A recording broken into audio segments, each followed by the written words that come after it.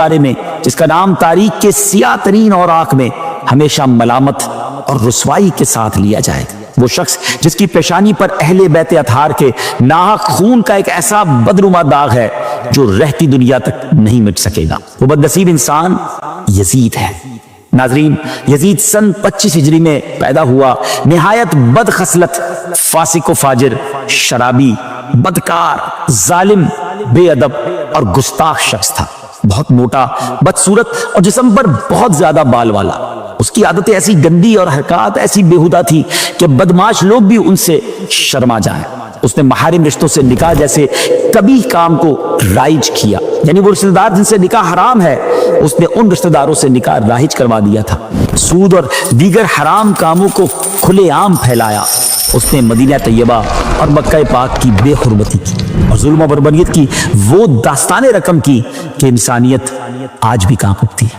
ناظرین، امام حسین رضی اللہ تعالیٰ عنہ کی شہادت کے بعد بھی یہ ظالم رکا نہیں، اس نے مسلم بن عقبہ کو 12 یا 20 ہزار کے لشکر کے ساتھ مدینہ طیبہ حملے کے لیے روانہ کیا۔ پھر مدینہ، ہاں وہ مدینہ جہاں سرکار دو عالم علیہ السلام آرام فرما ہے، اس پاکیزہ اور مقدس شہر کی حرمت کو نشانہ بنایا گیا۔ ظلم و ستم کا ایسا طوفان برپا کیا گیا کہ اللہ پاک کی پناہ تقریباً 700 جلیل القدر صحابہ کرام اور عام مسلمانوں کو ملا کر 10,000 سے زائد نفوس قدسیہ نے جام شہادت نوش کیا، اور خاک مدینہ ان پاک باز ہستیوں کے خون ناحق سے رنگین ہو گئی۔ ایسے ایسے دل خراش مظالم ڈھائے گئے کہ قلم لکھنے سے قاصر ہے اور زبان انہیں بیان کرنے کی تاب نہیں لاتی۔ اور جب مدینہ منورہ میں اس عظیم سانحے کے بعد بھی ان ظالموں کی سرکشی کم نہ ہوئی تو یہی لشکر مکہ مکرمہ کی طرف بڑھا، وہ مکہ جس کی طرف رخ کر کے پوری امت نماز پڑھتی ہے، وہ کعبہ جسے دیکھنا عبادت ہے، اس مقدس مقام پر پتھروں کی بارش کی گئی جس کی وجہ سے مسجد الحرام کے ستونوں کو نقصان پہنچا، صحن حرم پتھروں سے بھر گیا اور ان ظالموں کی سرکشی کی وجہ سے غلاف کعبہ اور چھت کو بھی نقصان پہنچا۔ اسی چھت میں وہ مبارک سینگ محفوظ تھے جو حضرت اسماعیل علیہ السلام کے فدیے میں قربان ہونے والے دمبے کے تھے، وہ تبرکات بھی اس واقعے میں جل گئے۔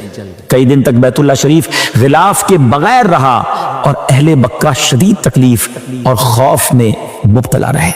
خلاصہ یہ ہے کہ یزید نے ظلم اور احکام شریعت کی مخالفت کی ہر حد پار کر دی۔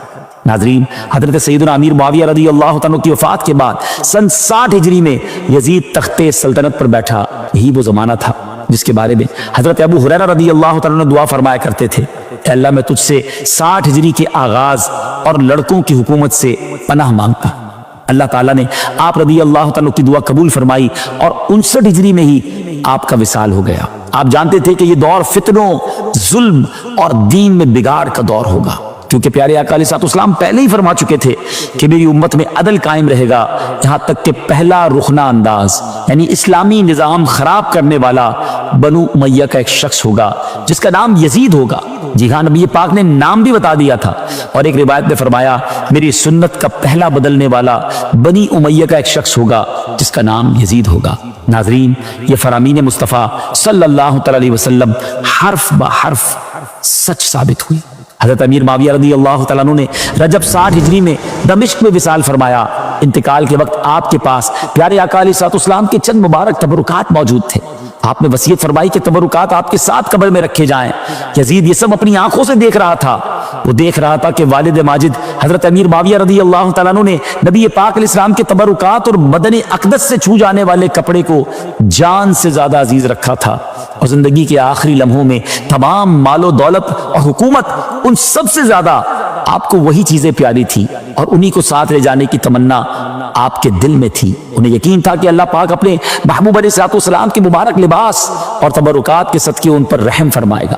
یزید اپنے والد گرامی کی نگاہوں میں آپ صلی اللہ علیہ وسلم کے تبرکات کی عظمت دیکھ رہا تھا، مگر وہ یہ نہ سمجھ سکا کہ جب نبی پاک کے جسم اطہر سے لگ جانے والا کپڑا اتنا بابرکت ہے تو حسنین کریمین اور آل پاک جو نبی پاک علیہ السلام کے جگر کے ٹکڑے ہیں، ان کا مقام و مرتبہ کیا ہوگا۔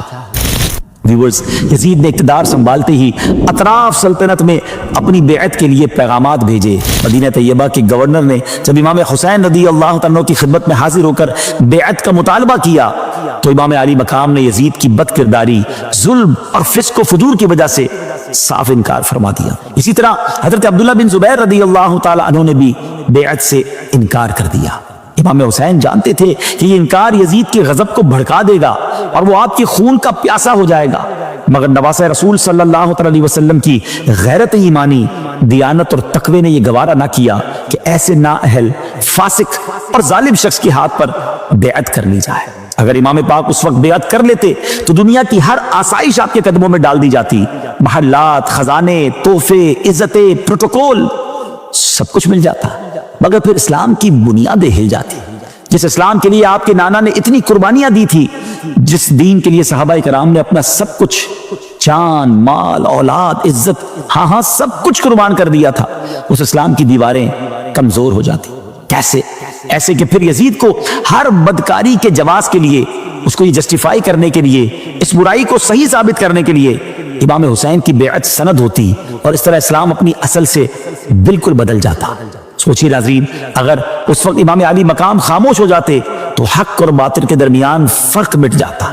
इसीलिए यजीद सबसे पहले इमाम हुसैन और हजरत अब्दुल्लाह बिन जुबैर रदी अल्लाह तआला अन्हुमा से बेअत लेना चाहता था, क्योंकि वो जानता था कि मदीने के लोग इन्हीं मुकद्दस हस्तियों की पैरवी करेंगे, इन्हीं को फॉलो करेंगे।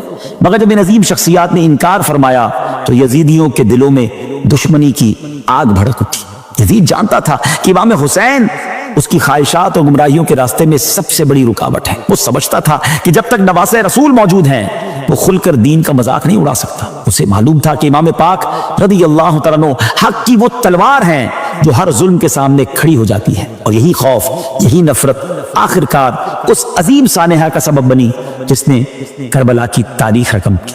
नाजरीन, वो दर्दनाक रात थी 4 शाबान सन 60 हिजरी, जब इमाम अली मकाम को मदीना तैयबा छोड़ना पड़ा। जरा सोचिए, वो मदीना जहां रसूल खुदा अलैहिस्सलाम आराम फरमा है, वो गलियां जहां इमाम ने बचपन गुजारा, वो शहर जो हर आशिक रसूल की जान है, आज नवासे उसी मदीने को अलविदा कहना है। वो लम्हा कितना कर्बनाक हो जब इमाम ने रोज़े रसूल पर हाजिरी दी होगी, जब आखिरी बार मदीने की फजाओं को देखा होगा, जब अहले बैत के दिल गम से टूट रहे होंगे, मगर दीन बचाना था, इस्लाम की असल रूह को महफूज रखना था और हक की खातिर कुर्बानी की राह इख्तियार करनी थी।